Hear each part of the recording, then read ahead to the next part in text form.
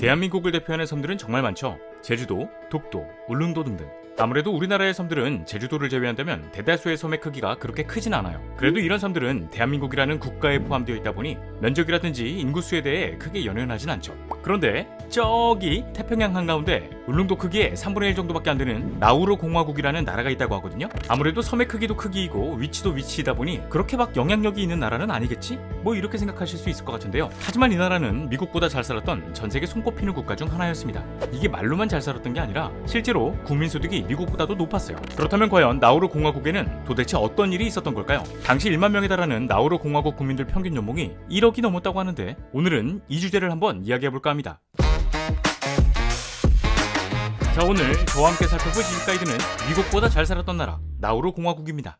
오세아니아 미크로네시아에 위치한 나우루 공화국. 2023년 기준 우리나라 울릉도의 3분의 1 정도밖에 안 되는 약 21제곱킬로미터의 크기로 서울시 용산구와 비슷한 면적을 가지고 있어요. 또 약 21만 7,756만 명의 인구가 살고 있는 용산구와는 달리 1만 명이 조금 넘는 인구가 살고 있어 출퇴근길 교통체증 걱정도 없죠. 자동차로 30분이면 섬을 다 돌 수 있을 정도라고 하니까요. 그런데 이 조그마한 나라가 미국보다 잘 살았던 적이 있다? 사실 이게 가능하려면 나우루 공화국에는 전 세계 최고 수준의 산업시설이라든지 전 세계로 수출하고도 담을 만큼의 압도적인 농업 등의 생산시설이 있었느냐, 뭐 이런 의문이 생길 수 있을 것 같습니다. 네, 당연히 아니에요. 영토의 면적도 작고 인구도 적었을 뿐만 아니라 오히려 코코넛 따먹고 물고기를 잡아먹는 등 자급자족하면서 살아가고 있는 사람들이 모인 곳이 나우루 공화국이었으니까요. 그렇다면 이 조그마한 나라가 어떻게 미국보다 잘 살았던 거냐? 이에 대한 대답은 바로 똥입니다. 정확히 말하자면 세계에서 보호조류로 지정된 엘버트러스, 그러니까 새똥 때문에 부자가 되었다고 하죠. 사실 나우루 공화국이라는 나라 자체가 산호초 위에 수만 년 동안 새의 똥이 쌓여 만들어진 섬이라고 해요. 그리고 이 새똥들이 퇴적해서 만들어진 것은 나우루 공화국뿐만이 아니었습니다.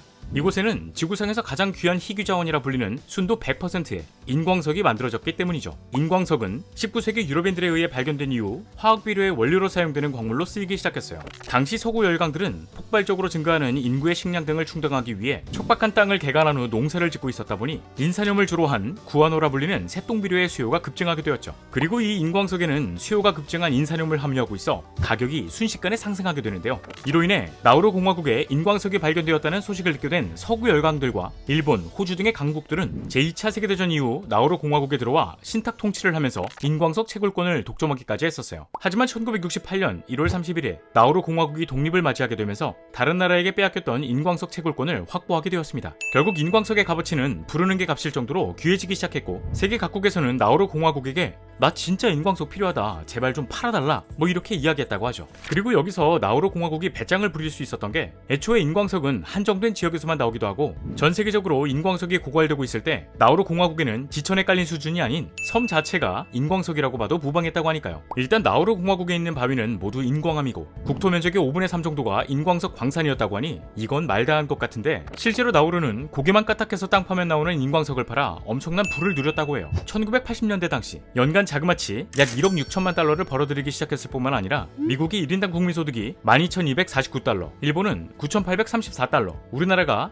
1,704달러였다고 하거든요. 근데 이 나우루 공화국은 1인당 국민소득이 무려 2만 달러를 넘겨버려요. 이 말은 즉 산업시설, 생산시설 하나 없이 인광석 딱 하나만으로 미국보다 잘 사는 나라, 세계에서 가장 부유한 나라가 되었다는 거죠. 그리고 나우루 공화국의 국민소득이 미국보다 높아질 수 있었던 것은 다름 아닌 정부의 복지정책 때문이었는데요. 실제로 여기 복지가 진짜 말이 안 나오는 수준입니다. 일단 나라에 돈이 넘쳐나니 국민들에게 주민세, 소득세, 상속세, 취득세, 종합부동산세 등 그 어떤 종류의 세금도 걷지 않겠다고 발표해버려요. 그리고는 학생들을 대상으로 초등학교, 중학교, 고등학교, 대학교 다 무상교육.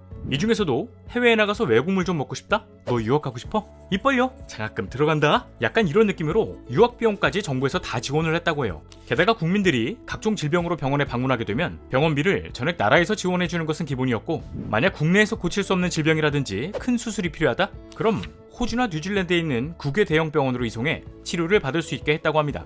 그리고 여기서 진짜 충격적인 건 아픈 환자를 혼자 외국에 보낼 수 없으니 가족들과 함께 해외로 보내주거든요.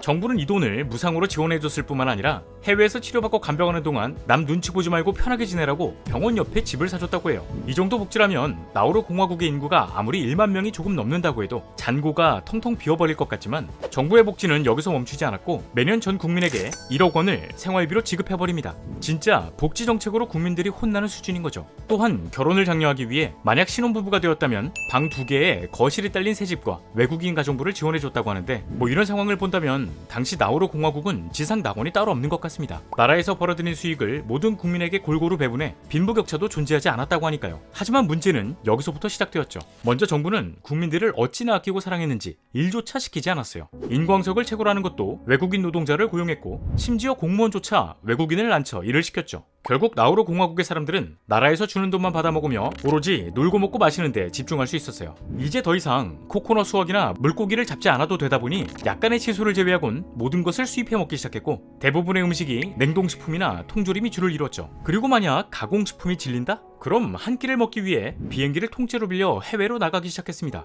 피자를 먹고 싶을 땐 이탈리아로, 라멘을 먹고 싶으면 일본으로, 비빔밥을 먹고 싶으면 한국으로 출국하는 거죠. 게다가 자동차를 타고 이동한다면 불과 30분밖에 걸리지 않는 도로임에도 대중교통이 하나도 없었어요. 개인당 2대의 차량을 보유하는 경우가 대다수였고 이 자동차도 그냥 자동차가 아닌 누가 봐도 삐까뻔쩍한 스포츠카였으니 버스를 탈 생각을 안 했던 거죠. 또 우리는 보통 자동차가 고장났을 때 수리하러 가는 것을 당연하게 생각하고 있지만 나우루 공화국의 사람들은 차량이 고장나거나 기름이 없어 중간에 멈춰설 경우 차를 버리고 에잇 하면서 새로운 자동차를 구매하는 경우까지 있었다고 하죠. 아무래도 이런 생활이 습관화된 것은 나우루 공화국 사람들의 모든 것을 망쳐놓았어요. 모든 사람들이 맨날 놀고 먹다 보니 인구의 80% 정도가 비만으로 인한 당뇨병에 걸리기도 했고 빨래, 설거지, 청소, 심지어 밥을 해먹는 것 같은 집안일조차 할 수 없는 지경에 이르렀다고 하니까요. 지난 몇 년간 집집마다 가정부가 일을 해왔으니 뭘 어떻게 해야 할지 모르는 거예요. 그렇게 기본적인 의식주 생활 자체가 불가능해졌지만 사람들은 풍요로운 삶에 빠져 위기의식을 느끼지 못했습니다. 섬나라임에도 어선이 사라지고 전통문화가 사라지고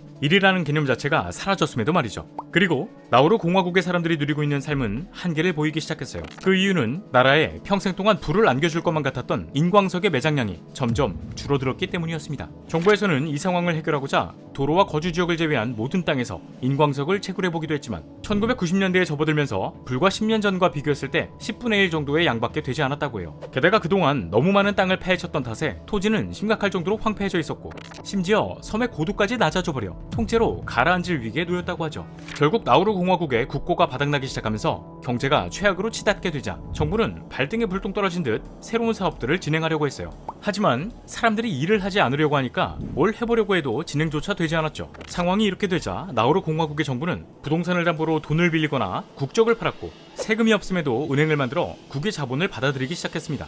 어떻게 해서든 국민들에게 지원하던 자금을 모아야 했으니까요. 그러나 이마저도 오랜 기간 동안 외국인 노동자들을 불러 공무원 자리에 앉혀놓았으니 제대로 된 인재가 없어 원활하게 운영될 리 없었고 오히려 범죄 조직들이 비밀 자금을 숨기기 위해 나우루 공화국으로 유입되었습니다. 정부는 그래도 일단 돈이 들어온다고 하니 범죄 조직을 수용했어요. 이후에는 여권 장사와 함께 은신처를 제공하기까지 했죠. 그렇게 세계에서 가장 부유한 국가로 손꼽히던 나우루 공화국은 나락 저 끝까지 빠져들었습니다. 그리고 2001년 9월 미국에서 발생한 무장단체의 습격으로 인해 전 세계가 혼란에 빠졌고 이 혼란을 야기한 조직의 자금 세탁의 온상지가 나우루 공화국으로 지목되었죠. 이로 인해 전 세계의 제재를 받게 된 나우루 공화국 중앙은행이 파산하게 되면서 국가부도 수준으로 상황은 악화되었어요. 이후에도 지속적으로 정치적 혼란과 경제적 어려움에 시달리면서 노동자들은 나우루 공화국을 떠났고 아무것도 할 줄 모르는 사람들은 이제 물고기 잡는 법, 요리하는 법, 청소하는 법 등을 처음부터 다시 배워야 했죠. 그리고 현재 나우루 공화국은 호주 정부의 원조에 의존하는 신세가 되었다고 하는데요. 세상에 영원한 건 없는 것 같습니다.